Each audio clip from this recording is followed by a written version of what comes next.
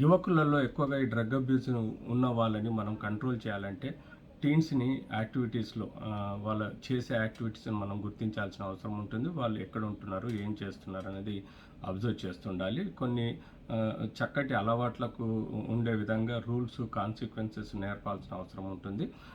వాళ్ళ యొక్క friends circle ఎలా ఉన్నారు, ఎలాంటి వాళ్ళు ఉన్నారు, ఏ టైం ఇంటికి వస్తున్నారు, ఏ టైంకి ఇంటి నుంచి పోతున్నారు అన్నది కూడా చూడాలి. అంతేకాకుండా వాళ్ళు ఏమైనా డ్రగ్స్ వాడుతున్నారా, డ్రగ్స్ అలవాటు పడ్డారా, ఇంటి బయటికి వెళ్ళి తిరిగి వచ్చినప్పుడు ఏదన్నా మత్తులో ఉన్నట్టుగా కానీ లేకపోతే సైకలాజికల్ స్టేటస్ ఎలా ఉందని చూడాలి.